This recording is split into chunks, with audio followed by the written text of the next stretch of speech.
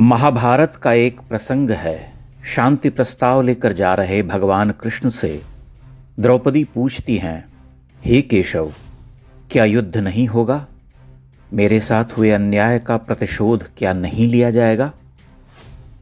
कृष्ण हंसकर कहते हैं कि मुझे दुर्योधन पर अटूट विश्वास है। पांचाली, युद्ध तो अवश्य होगा। इस कथा से आप वर्तमान भारत पाकिस्तान तनाव में भविष्य के सूत्र खोज सकते हैं।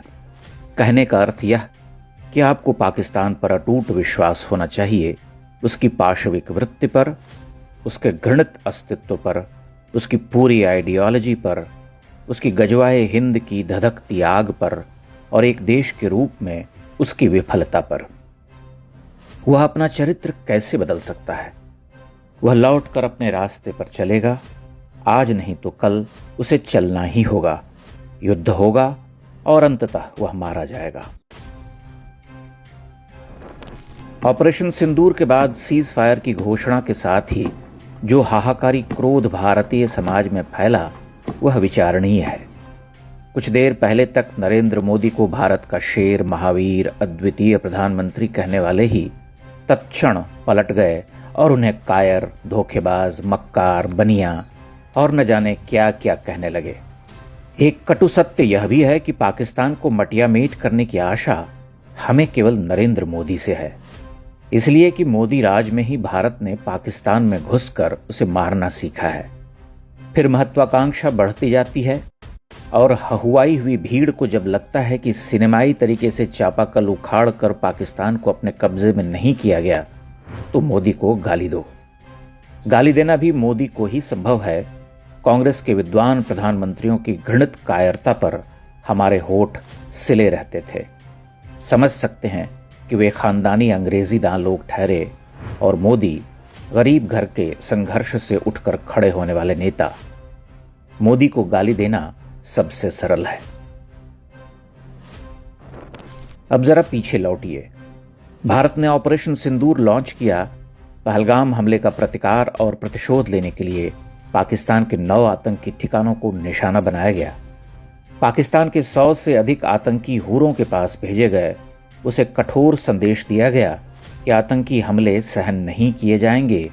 उस प्रतिशोध के साथ ही ऑपरेशन को समाप्त होना था, लेकिन वह पाकिस्तान की कार्रवाइयों से आगे बढ़ा। उसके बाद भारत का अभूतपूर्व शौर्य पूरे विश्व ने देखा। स्वयं भारत के लोग ही यह विश्वास नहीं कर पा रहे थे कि बीते मात्र 10 वर्षों में उसका रक्षा तंत्र अभेद्य हो चुका है, उसकी मारक क्षमता अचूक हो चुकी है। एक ही रात में पाकिस्तान ने 15-15 शहरों पर मिसाइलें दागीं, लेकिन वहां के लोग चैन से सोते रहे। भारत की एयर डिफेंस प्रणाली अपना काम करती रही। हमने पाकिस्तान को मर्मांतक चोट पहुंचाई। देशवासियों की महत्वाकांक्षा बढ़ती चली गई। चढ़ जाओ, मारो, पाकिस्तान को हथिया लो, आदि आदि। लेकिन लोग भूल गए कि भारत और पाकिस्तान दोनों में से किसी भी देश ने युद्ध की आधिकारिक घोषणा नहीं की थी। हम आधिकारिक रूप से युद्ध नहीं लड़ रहे थे, तब हम किसी संप्रभु देश पर चढ़ बैठने का विचार कैसे पाल सकते थे? क्या हमने यह सोचा था कि पाकिस्तान पर चढ़ बैठने के बाद वैश्विक परिस्थितियां कैसी हो जाएंगी, विश्व के अग्रगामी देश उसे कैसे स्वीकार करेंगे और तब भारत के सामने कठिन चुनौतियां नहीं आएंगी? और सबसे अनिवार्य तो यह कि पूर्णकालिक युद्ध कितने हानि लाभ लेकर आएगा। उदाहरण आपके सामने है।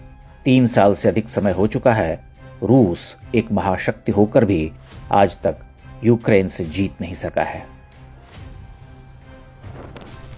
आप जब परिस्थितियों पर विचार करते हैं, ठंडे मन से सोचते हैं, तो पता चलता है कि आज की परिस्थितियों में पाकिस्तान पर कब्जा कर लेना कोई खेल नहीं। हम अपनी मर्जी के मालिक नहीं हैं। घात प्रतिघात, स्वार्थ से भरी वैश्विक शक्तियां क्या भारत के दुस्साहस को स्वीकार लेती? उसके दुष्परिणाम नहीं होते? हालत यह है कि हम अपने राष्ट्र नायक के प्रति कृतज्ञता तो दूर, उसे गाली देने लगते हैं। भला कौन इनकार कर सकता है कि नरेंद्र मोदी के आने के बाद पाकिस्तान की दुर्गति हो चुकी है। वह अपनी अधोगति की ओर है, इसलिए हमें ठहर कर देखना चाहिए कि पाकिस्तान खुद को कैसे समाप्त कर रहा। जैसा कि भगवान कृष्ण ने कहा था कि उन्हें दुर्योधन की युद्ध पिपासा पर अटूट विश्वास है, वैसे ही आप भी कहिए कि आपको पाकिस्तान की नीचता पर अटूट विश्वास है।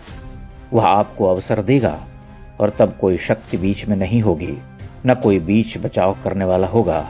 तब पाकिस्तान का खात्मा होगा। काल उसे उस ओर खींच ले जा रहा। आप प्रतीक्षा कीजिए। अवसर की प्रतीक्षा तो भगवान राम और भगवान कृष्ण ने भी की थी।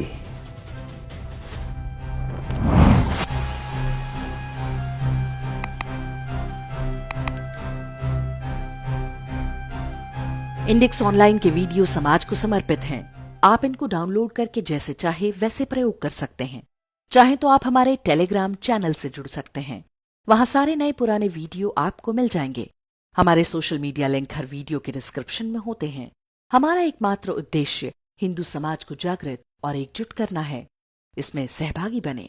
धन्यवाद।